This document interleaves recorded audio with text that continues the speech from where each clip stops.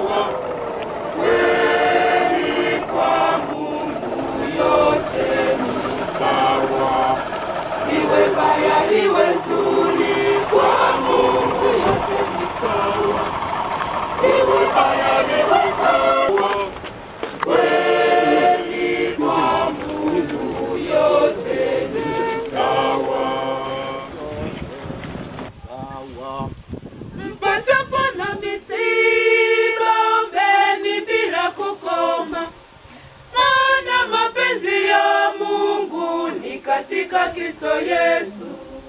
Katika Kristo Yesu. Salini kila wakati na kushukuru katika. Msifu Yesu Kristo. Poleni na msiba. Basi hatua ya kwanza ilikuwa ibada huko nyumbani, na hatua ya pili ni ibada katika mlango wa kanisa, ili tumsindikize ndugu yetu Nestor ambaye alibatizwa katika kanisa hili. Basi tunamsindikiza ndani humo ambapo alikuwa anasali, ili basi tuweze kusali kumwombea, ili basi Mwenyezi Mungu ampunguzie ile adhabu ambayo kwa kama binadamu aliteleza. Basi tunamwombea Mwenyezi Mungu amsamehe makosa yake. Baba yetu uliye mbinguni, Jina lako litukuzwe, ufalme wako ufike, utakalo lifanyike duniani kama mbinguni. Utupe leo mkate wetu wa kila siku, utusamehe makosa yetu kama tunavyowasamehe sisi waliokosea, usitutie katika kishawishi, lakini tuokoe maovuni. Bwana awe nanyi. Nawe rohoni mwako. Tuombe. Bwana, usikilize sala zetu. Sisi tunakuomba sana huruma yako, ili marehemu mtumishi wako Nestor Venance Filemoni uliyemhamisha hapa duniani umweke katika amani na mwanga pamoja na watakatifu wako. Tunaomba hayo kwa njia ya Kristo Bwana wetu. Amin. Raha ya milele umpe Bwana, Na mwanga wa milele umwangazie. Nestor Venance Filemoni apumzike kwa amani. Amina. Raha ya milele umpe Bwana, Na mwanga wa milele umwangazie. Nestor Venance Filemoni apumzike kwa amani.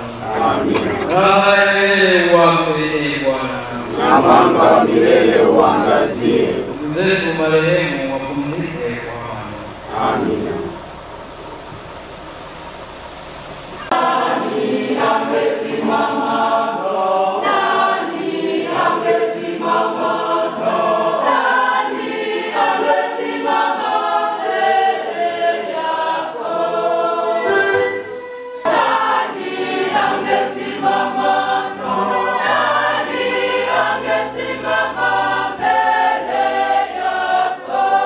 Yesu Kristo mwana wa Mungu alipokaa hapa duniani alilia machozi kwenye kaburi la rafiki yake Lazaro.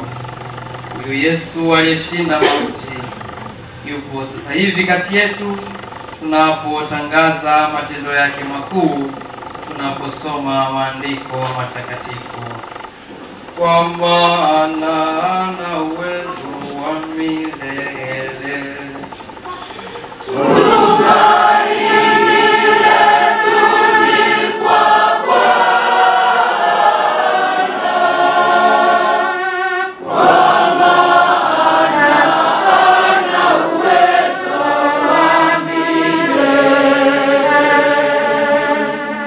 Somo la kitabu cha Ayubu. Ayubu alisema, laiti maneno yangu yangeandikwa sasa, laiti yangeandikwa kitabuni, yakachorwa katika mwanga.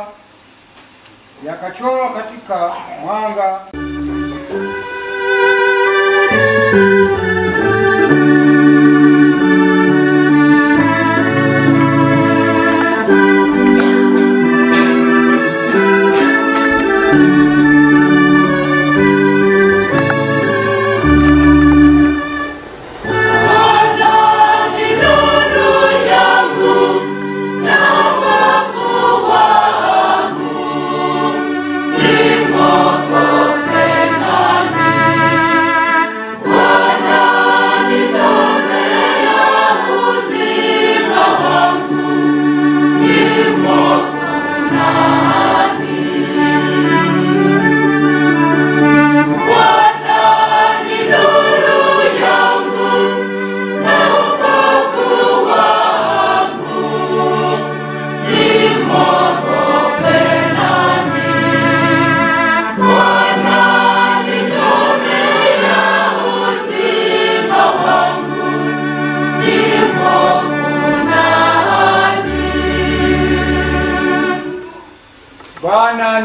yangu na wokovu wangu, nimwogope nani?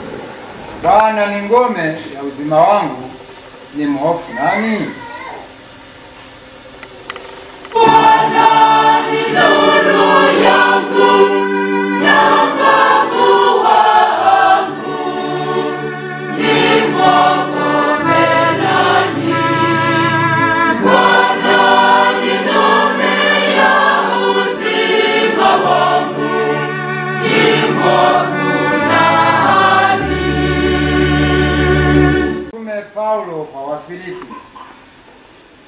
Sisi wenyeji wetu uko mbinguni, kutoka huko tena tunamtazamia Mwokozi Bwana Yesu Kristo, atakayeubadili mwili wetu wa unyonge na kushukuru Baba, Bwana wa mbingu na nchi, kwa kuwa mafumbo ya mbingu uliwafunulia watoto wachanga. Bwana awe nanyi.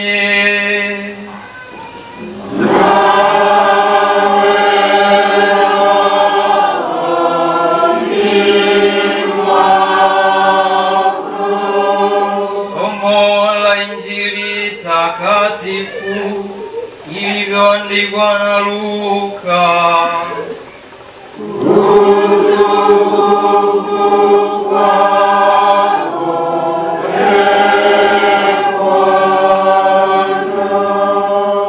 Yesu aliwaambia wanafunzi wake, viuno vyenu na viwe vimefungwa na taa zenu ziwe zinawaka, nanyi iweni kama watu wanaomngojea bwana wao atakaporudi kutoka harusini, ili atakapokuja na kubisha wamfungulie mara. Tarehe 12 mwezi huu wa 4 angefikisha miaka 40, sio? Bado ana nguvu kabisa, bado kijana, sio? Lakini Mwenyezi Mungu anapovuna yeye, wakati wake unakuwa umefika, ametosha kabisa. Na wakati anapoamua kumchukua mwanae, basi hakuna anayeweza kumzuia, bwana si wa kwake. Basi anamchukua kama alivyomleta, sio? Hakuna aliyeandika barua ya maombi kwamba nataka niumbwe na nikizaliwa niwe Nyanchenda. Hakuna, sio? Mwenyewe anaamua basi. Na tuko hivi tulivyo, na atakapoamua kutuita anatuita atakapo. Basi familia pamoja na ninyi ndugu zangu ambao tunaomboleza pamoja, neno moja, msiba tuupokee kwa moyo wa imani na tuangalie au tutazame kwa jicho la matumaini. Nikianza tafakari yangu kwa somo la kwanza, kitabu cha Ayubu. Ayubu, Mwenyezi Mungu anaruhusu Ayubu ajaribiwe.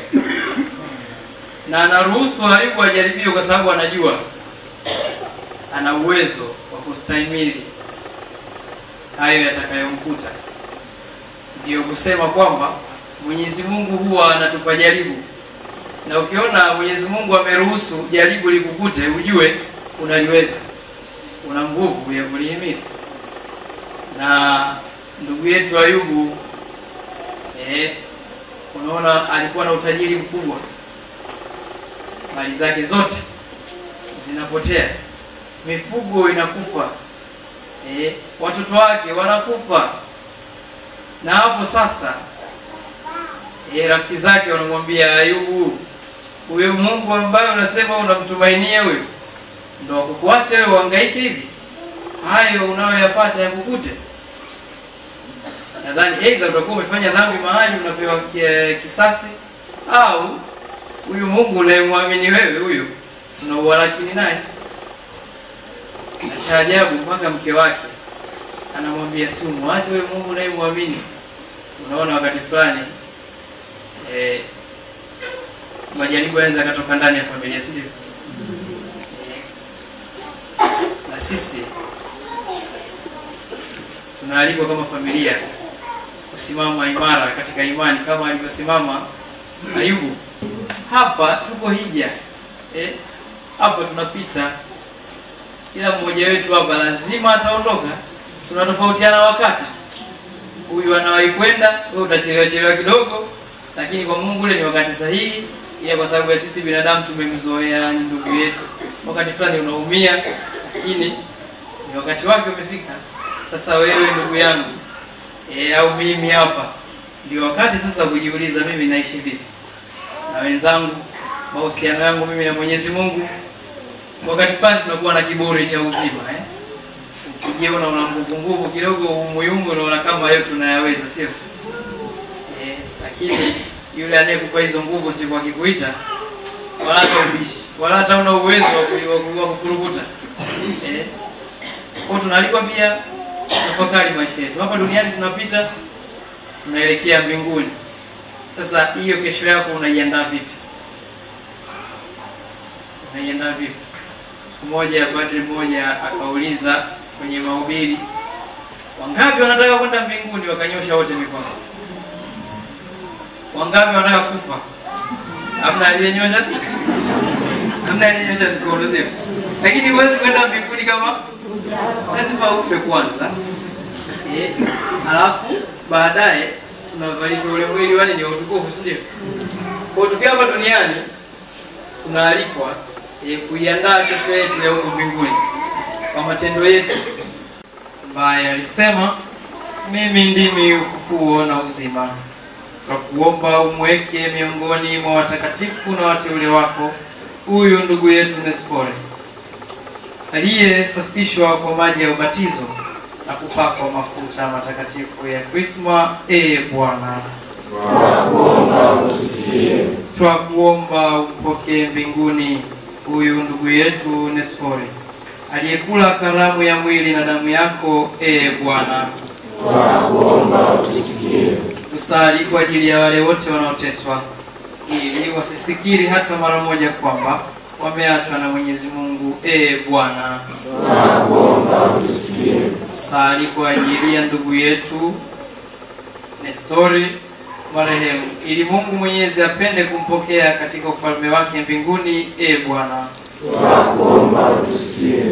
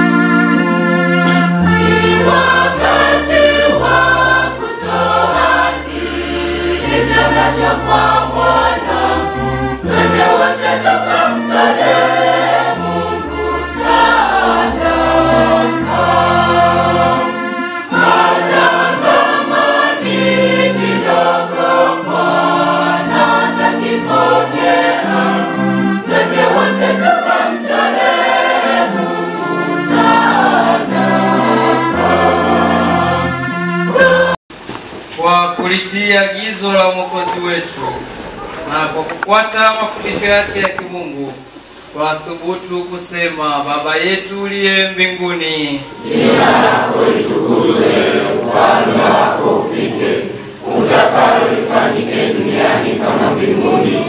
Utupe leo mkate wetu wa kila siku, utusamehe makosa yetu kama tunavyowasamehe na sisi waliotukosea, usitutie katika shawishi, lakini tuokoe maovuni. Mwana kondoo wa Mungu, uondoaye dhambi za ulimwengu, utuhurumie. Mwana kondoo wa Mungu, uondoaye dhambi za ulimwengu, utuhurumie. Mwana kondoo wa Mungu, uondoaye dhambi za ulimwengu, utujalie amani.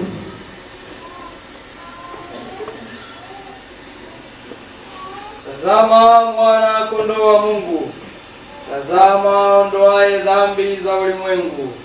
Heri yao walioalikwa kwenye karamu ya mwana kondoo. Ee Bwana, sistahili uingie kwangu, lakini sema neno tu na roho yangu itapona.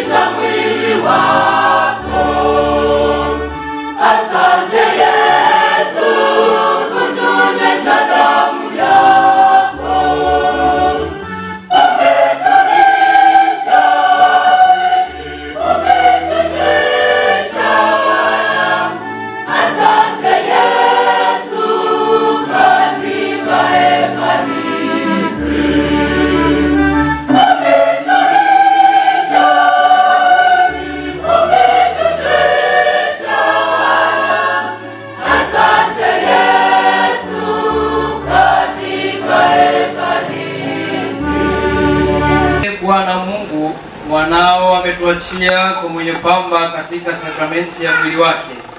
Kwa nguvu ya chakula hiki, upende kumjalia ndugu yetu Nestori afike kwenye karamu ya milele ya Kristo. anaishi na kutawala milele na milele. Amina. Tumsifu Yesu Kristo. Kristo.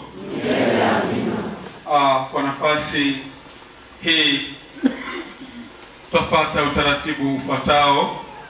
Baada ya ibada tayari tunaenda kusikiliza historia ya marehemu. Baada ya hapo tutafuata salamu za rambirambi. Kwa ni muombe aliandaliwa kwa ajili ya historia ya marehemu tayari aje kwa ajili ya kusomea. Karibu aliyejiandaa. Wapendwa taifa la Mungu, tumsifu Yesu Kristo. Historia ya Nestori Venansi Kulikia. Kuzaliwa. Ndugu yetu Nestori Venansi alizaliwa tarehe 12 mwezi wa 4 mwaka 1985 katika kijiji cha Nyachenda kilicho kata ya Nyachenda, wilayani Kasulu na mkoani Kigoma. Ubatizo. Nestori Venansi alibatizwa mnamo tarehe 26 mwezi wa 6 2000 katika kigango cha Nyachenda, parokia Makere, jimbo Katoliki la Kigoma. Kipaimara. Nestori Venansi alipata kipaimara tarehe 24 mwezi wa 7 2001 katika kigango cha Nyachenda. Aidha, tarehe hiyo hiyo alipokea komunio yake ya kwanza. Ushiriki katika imani. Nestori Venansi alikuwa muumini wa kanisa la Roman Katoliki. Ameshiriki katika jumuiya tofauti tofauti kutokana na kubadili eneo la makazi. Kabla ya mwaka 2019, ndugu yetu Nestori Venansi alikuwa anashiriki katika jumuiya ya Mtakatifu Yohane Mtume katika kigango cha Nyachenda. Baada ya kuhamia Mwanza, ndugu yetu Nestori Venansi alikuwa mshiriki katika jumuiya ya Mtakatifu Cecilia katika parokia teule ya Mtakatifu Alexander kigango cha Madoke. Chanzo cha kifo chake ni ajali iliyotokana na kudondoka kutoka kwenye jengo refu wakati anakusanya samadi kwa ajili ya shughuli yake ya kilimo, yaani bustani.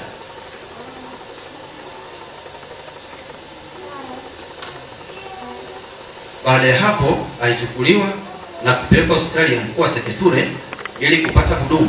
Hata hivyo, ilibainika kuwa ameshafariki mara tu uchunguzi wa kitabibu ulipofanyika. Marehemu ameacha mjane na watoto 4. Mtoto mmoja wa kike, watoto 3 wa kiume. Bwana alitoa, Bwana ametoa, jina lake libarikiwe. Tumsifu Yesu Kristo. Basi ndugu zangu, wana Nyachenda pamoja na waamini wote, Mheshimiwa Shemasi, makatekista, sina mengi ya kuongea mbele yenu isipokuwa ni kumshukuru Mwenyezi Mungu kwa ajili ya upendo thabiti mlioonyesha. Baada ya nyinyi tulipowasiliana saa 9:30 usiku, mlitupokea tulipokuwa na ndugu yetu akiwa amelala usingizi wa milele, ndugu yetu Nestori. Mheshimiwa Baba Shemasi, historia imesomwa, lakini nimeambatana na watu wachache. Kabla sijahitimisha, niwaombe basi walioteuliwa kuwakilisha vikundi mbalimbali wajonge mbele kwa neno fupi kwa ajili ya muda wetu. Karibuni. Tuliotoka Mwanza, kama mmeteuliwa kuwakilisha kitengo chochote kwa neno fupi, karibuni. Mwakilishi wa jumuiya alipokuwa na sali marehemu, karibu neno fupi. Taifa la Mungu, tumsifu Yesu Kristo. Kwa jina naitwa Consolata Daniel. Nestori Venansi alikuwa ni muumini wa jumuiya yangu, jumuiya ya Mtakatifu Filomena. Pia alikuwa ni mkazi wa ubalozi wangu. Mimi ni balozi msaidizi. Kwa hiyo salamu za rambirambi ziwafikie ndugu jamaa na marafiki. Pia nimetumwa na upande wa kina mama na Upendo Grupu. Wanatoa salamu za rambirambi kwa ndugu jamaa na marafiki. Wanasema poleni sana. Familia kwa ujumla tuko pamoja. Jumuiya inawapenda na itaendelea kuwapenda zaidi kama Venansi tulivyoishi naye. Asante. Tumsifu Yesu Kristo. Niko majina naitwa Vivian Salvatore. Ndugu Nestori alikuwa ni mwanakwaya mwenzangu na mimi ndio mwenyekiti wake msaidizi. Kwa kweli alikuwa anawajibika sana na alikuwa ni mwalimu wetu wa kwaya. Hivyo tunawapenda pole sana wanamichezo. Karibuni mwalimu. Asante. Tumsifu Yesu Kristo. Mimi kwa majina naitwa Kesi John Mikael. Ni katibu wa maafa Nyamadobe. Nimeagizwa na mtaa kuja kutuma salamu za rambirambi. Bwana Nestori Venus alikuwa mfanyakazi mzuri, mchapakazi mzuri tu, lakini Mungu ndio kampenda. Mungu namwomba muweke mahali pema peponi. Amen. Asante. Tumsifu Yesu Kristo. Mimi nimesimama kama mwakilishi wa kikundi cha Tufashani. Huyu ndugu yetu Nestori Venus tulikuwa naye kwenye kikundi hicho. Ni kweli usiku ule kama wana kikundi, baada ya kupokea taarifa tulizipokea kwa masikitiko makubwa sana. Nasi kwa pamoja tunaungana na waombolezaji familia iliyoachwa na marehemu, baba zake na jamii yote na waombolezaji wote katika majonzi ya makubwa. Mungu na neno la Mungu liwe faraja kwa wakati huu mgumu. Bwana alitoa na Bwana alitwaa. Jina la Bwana libarikiwe. Pendwa, tumsifu Yesu Kristo. Niko hapa kwa niaba ya kikundi cha Uvumwe Grupu. Kikundi cha Uvumwe Grupu ninawapa pole familia, ndugu na jamaa wa Nestori Venus. Kwa hiyo hapa tumeambatana, familia zipo 8. Atakaporudi mhusika kule Mwanza, kuna kiatu chochote ambacho tutampelekea kwake. Tumsifu Yesu Kristo. Tumsifu Yesu Kristo. Asante kwa kupewa nafasi na niombe radhi kwa kuchelewa kulingana na vitu ambavyo vilikuwa vinaendelea kufanyika. Nipo hapa kwa ajili ya kutoa salamu za rambirambi. Kwanza nitangulize pole wa ndugu na jamaa wa msiba ambao umetokea. Hakika ni msiba ambao umekuwa ni mzito, ukizingatia msiba umekuja ghafla. Ni kwamba hatuna budi kuupokea, na Mungu aendelee kututia nguvu katika kipindi hiki ambacho ni kigumu, kwa kupoteza mpendwa wetu, urafiki, mtu wa karibu ambaye Mwenyezi Mungu ameamua kumuita, kwa sababu yeye ndio aliyetoa na saizi ameamua kutoa kiumbe chake. Jina la Bwana lihimidiwe. Yesu Kristo. Naitwa Sofia Paulo. Nimesimama hapa kuwakilisha kikundi cha Upendo. Wana Upendo, salamu zao ni kuwapa pole. Wanawapa pole sana. Karibuni sana Mwanza. Asante. Hawa ni baadhi tu, ni wachache kati ya wengi walioko kule wametutuma kuwakilisha kwa ajili ya mpendwa wetu tulipokuwa tunaishi naye. Tumsifu Yesu Kristo. Naomba niweze kusema salamu za pole kwa ndugu yetu. Kimsingi kwa kweli kwaya ya Mtakatifu Francisco Assisi ya kigango cha Panyachenda nasi pia tunahesabu ni pepo kubwa, kwa sababu marehemu kabla hajahamia huko Mwanza amekuwa akisaidiana na sisi sana. Amekuwa katibu wa kwaya, akiwa ni mwalimu pia anasaidiana na sisi walimu wa kwaya hii. Kwa hiyo tumeshirikiana sana kupita kiasi. Wapendwa wa Mungu, tumsifu Yesu Kristo.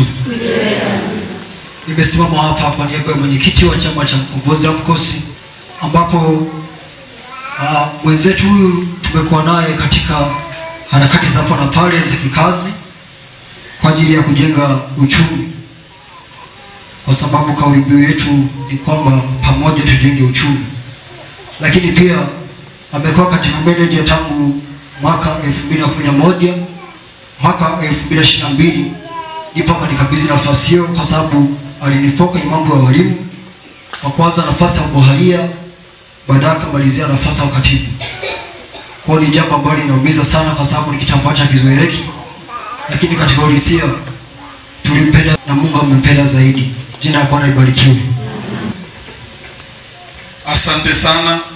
Tumsifu Yesu Kristo. Na sisi kama Kigango tunawashukuru wana Mwanza, lakini pia tunawashukuru wananchi wote na Basi nahitimisha kwa kusema hivi. Baba Paroko anawapa pole sana wanafamilia. Ilikuwa yeye ndo aje kusalimisa hapa, lakini kuna dharura imetokea katika dakika za mwishoni, kwa akashindwa. Nimekuja naye mpaka hapa, waliokuwepo wamemwona. Nimekuja naye mpaka hapa, lakini basi ikambidi arudi. Alikuwa amekuja kwa ajili ya hilo, lakini dharura imetokea na ikabidi arudi. Kwa Baba Paroko anawapa pole sana wanafamilia. Leo tunamsindikiza ndugu yetu Nestori katika safari yake ya mwisho ya hapa duniani. Mungu alimpa maisha ya duniani na sasa amemwita ili ampe maisha ya mbinguni yasiyo na mwisho. Mwili wake tunauweka ardhini kama mbegu ya mwili utakaotukuka, na roho yake iingie katika raha ya milele.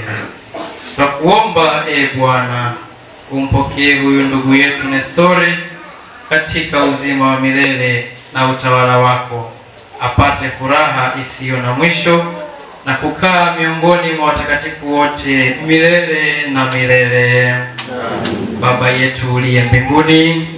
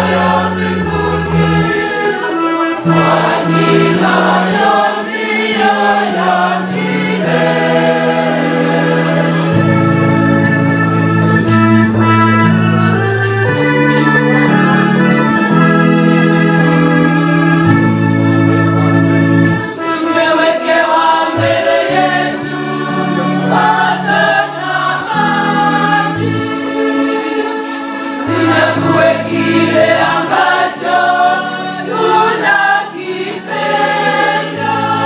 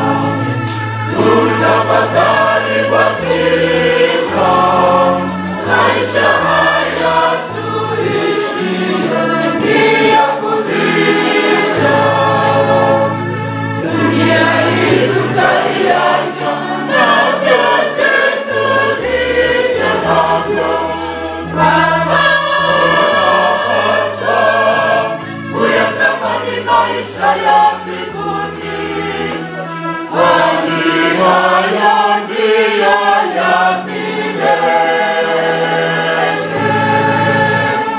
Dunia hii tutaiacha na vyote tulivyo navyo.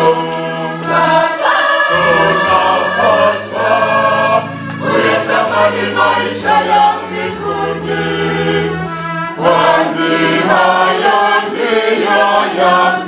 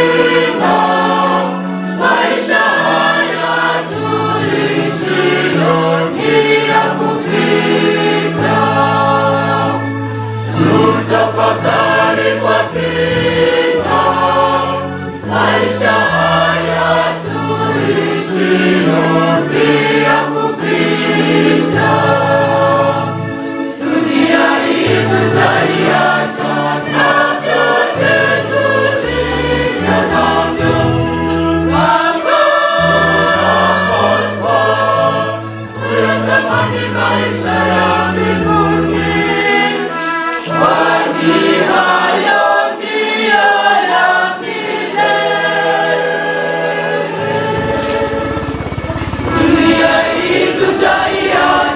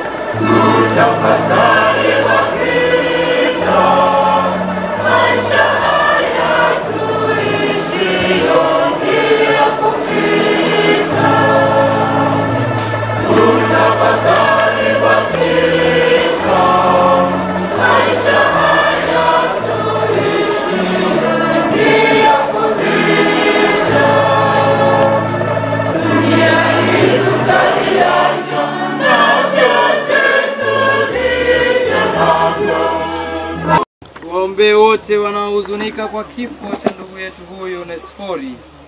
Bwana uwatulize wote waliofiwa. Bwana tunakuomba utusikie. Tuombeane sisi wenyewe ambao tu wasafiri hapa duniani. Mungu atuimarishe, kutudumisha katika utumishi wake mtakatifu. Bwana tunakuomba utusikie. Mwenyezi, kwa imani tunasadiki kifo na ufufuko wa mwanao. Tunaomba utujalie sisi na ndugu zetu marehemu tufufuke katika furaha.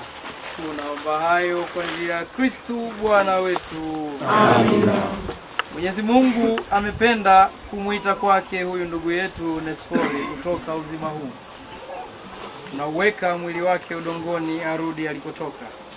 Kristo amefufuka wa kwanza kutoka wafu. Tunamkabidhi huyu ndugu yetu kwa Bwana. Bwana ampokee katika amani yake na mwili wake afufue siku ya mwisho. Wachache wawakilishe kwa niaba ya wengine.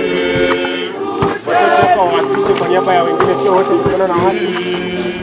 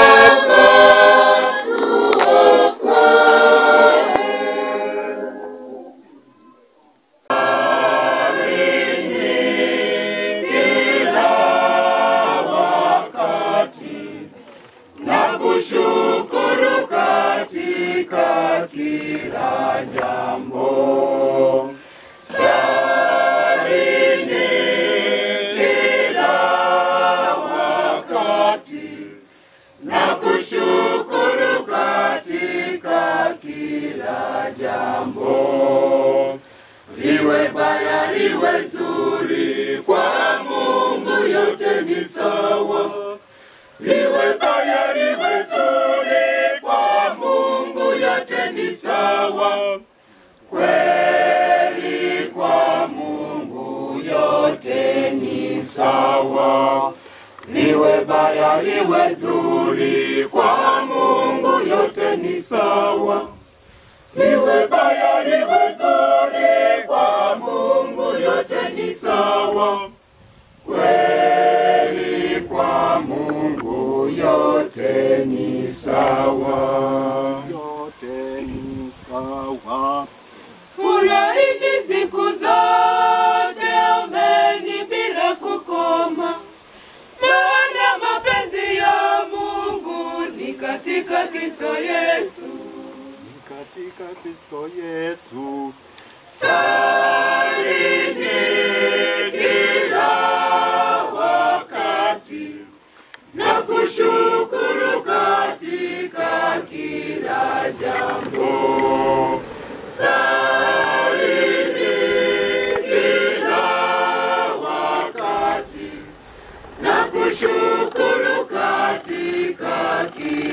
kila jambo, liwe baya liwe zuri, kwa Mungu yote ni sawa.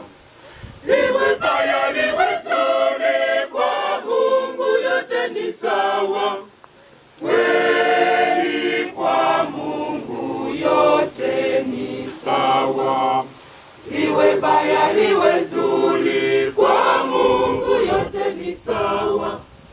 Liwe baya liwe zuri, kwa Mungu yote ni sawa. Kweli kwa Mungu yote ni sawa. Mpatapo na misiba, ombeni bila kukoma, maana mapenzi ya Mungu ni katika Kristo Yesu. Katika Kristo Yesu. Salini kila wakati na kushukuru katika kila jambo. Salini kila wakati na kushukuru katika kila jambo.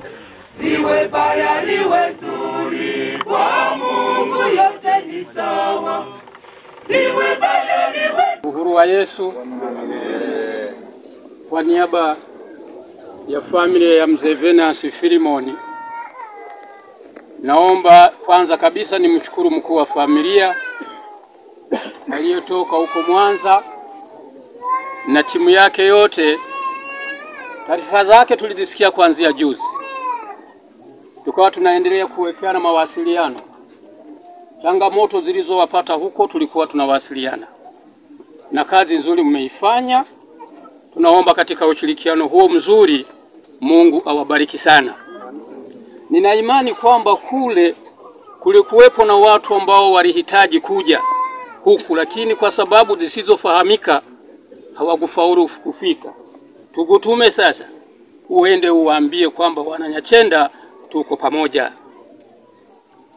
Naomba nishukuru kwako Shemasi, ubarikiwe pamoja na makatekista wako na kanisa kwa ujumla. Naomba pia nishukuru uongozi wa kijiji kuanzia kitongoji, kijiji hadi kata, kwa sababu viongozi hawa kuanzia juzi tuko nao hapa. Tunagaagaa chini, tuko nao. Ishara hiyo ni ya upendo mkubwa. Mungu awabariki sana na awafanyie yale yaliyo magumu kwenu yawe mepesi. Najua mna kazi nzito. Lakini pia naomba niendelee kuwashukuru jamii iliyopo hapa ambayo inaniangalia kwa macho ya nyama. Na imani kabisa mmegusa kwenye vihenge vyenu. Na imani kabisa mmegusa kwenye mifuko yenu kwa ajili ya kuhakikisha kwamba hili linafika mahali pake. Naomba niseme kwamba asanteni sana. Poleni na msiba. Wageni kutoka Mwanza, poleni sana. Lakini mimi sitazungumza mengi. Ningependa kuwatangazia wananchi wangu tuwe na uvumilivu, tushirikiane. Haya matatizo ni ya kwetu wote. Poleni wote kwa ujumla. Zanguni mimi sitakuwa na mengi, na machache. Kwanza kwa upande wa familia, naomba mtegemee muishi katika tafakuri ya neno la Mungu lililotolewa na watumishi wa Mungu kiongozwa na Shemasi. Kwanza kabisa, kwa dhati nipende kutoa shukrani kwa msafara ulioambatana na ndugu yetu huyu tuliyemsitiri. Ni jinsi gani inaonyesha huyu marehemu alikuwa na ushirikiano na wenzetu huko Mwanza. Hii tunaweza tukasema ni heshima.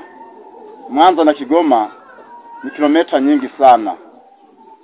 Sasa tunapokuwa kwenye tukio la namna hii, na sisi wenyeji tulioletewa heshima, kwa kweli tapendeza tukionyesha ushirikiano huu. Hata wale wenzetu ambao bado wako hai wanaoishi mbali na Nyachenda, ili wawe na tumaini kwamba siku moja likitokea la hivi tutapata ushirikiano. Si sawa ndugu zanguni? Ndugu mtazamaji wa chaneli yetu Dambuka TV, hapa ndio naongea na mdogo wake na marehemu ambaye ametutoka kwa siku ya leo, Nestori Venance. Nini ataweza kuzungumza? Ndugu, habari? Salama. Kwa majina unaitwa nani? Majina naitwa Dickson Venance Ngurikia. Pole sana na msiba ulioweza kutokea. Nishapoa. Nini unaweza kuzungumza kwa jamii hii? Kwanza kwa niaba ya kuwashukuru jamii, natoa shukrani sana kwa ushirikiano ambao wameutoa kushikamana na sisi katika kipindi hiki kigumu cha matatizo. Nawashukuru sana. Kikubwa huyu marehemu tuliishi naye tu vizuri, unaona. Na unavyoona umati hapa watu wengi, ni ishara mojawapo kuwa marehemu alikuwa anaishi hadi vizuri, na sisi pia familia tuliishi naye kama mzazi pia. Unaona, alikuwa ni mtu mwema, mnyenyekevu, mwongeaji, unaona. Kwa usishangae katika hili la kuonekana watu wengi. Lakini tumeona mwili umetoka Mwanza. Nini kulikoni? Kwaje mpaka mwili unatoka Mwanza unakuja huko Kigoma? Mwili kutoka Mwanza kwa sababu alikuwa anaishi kule. Mwanza alikuwa anaishi huko, mwisho siku akahamia kule. Sasa alipohamia kule katika shughuli zake za kawaida za kutafuta na nini riziki, alikuwa kule anaishi kule, anafanya shughuli zake za kimaendeleo. Huko ndo mauti kama umefanyaje umemfika. Naitwa Vivian Salvatore. Pole sana na msiba. Tumeshapoa. Alikuwa ni mtu mchapakazi sana. Alafu pia alikuwa ni mwalimu wetu wa kwaya yetu. Tulikuwa tunaabudu naye katika nileo parokia teule ya Mtakatifu Alexander katika kwaya yetu ya Mtakatifu Don Bosco Mwanza. Hivyo tuko naye vizuri. Nestori alijitoa akasema nitaendelea kuwa na nyinyi. Basi na sasa tulikuwa tunaona ni pengo kubwa sana tumepotea. Kwa kweli katika jamii aliishi vizuri sana, na ndio maana tulifanya kuwaskoti kuja huku. Anashirikiana na watu na mwenye upendo, kwa kweli ni mtu mzuri. Lakini mbona tumesikia kwamba msalaba, yani jumuiya ilikuwa inahitaji kuketi kwake, ni kweli au la? Ni kweli kabisa, kwa maana kuwa Jumamosi iliyopita ni jirani yake alikuwa ana msalaba huo. Kwa maana hiyo sasa msalaba ulipotoka kwa jirani yake ukao umeenda kwake. Kwa hiyo sasa ni ghafla sana na kupatwa na mauti haya, msalaba mpaka sasa hivi uko kwake. Ndugu, salama. Pole na msiba. Bado tunayo, lakini ndio hivyo, tumeshapoa. Okay. Pole na safari tena. Asante, tunamshukuru Mungu tumeweza kufika na kumsindikiza ndugu yetu katika makazi yake ya milele. Tunamshukuru Mungu tumefika salama. Ndio, unaweza kuzungumziaje juu ya labda ndugu jamaa na marafiki, jinsi ambavyo pengine unaweza kufahamu walimtambuaje Nestori, lakini vile vile tena kwa sababu najua kwamba mliishi naye Mwanza, ni kipi ambacho unaweza kuzungumza juu ya Nestori Venance? Kwanza kabisa, maisha ya mwanadamu ni kitabu katika dunia, kwamba sasa Nestori cha kwanza alikuwa ni mtu wa watu, alikuwa ni kipenzi cha watu, na ndio maana mpaka unaona mkusanyiko huu wa watu mbalimbali Nyachenda na vijiji mbalimbali. Lakini pia umeona msafara ambao tumefika nao kutoka Mwanza, ambao yani wamekuwa ni watu wengi, watu 34 ambao ni msafara umetoka Mwanza kwa lengo la kumsindikiza mpendwa wetu.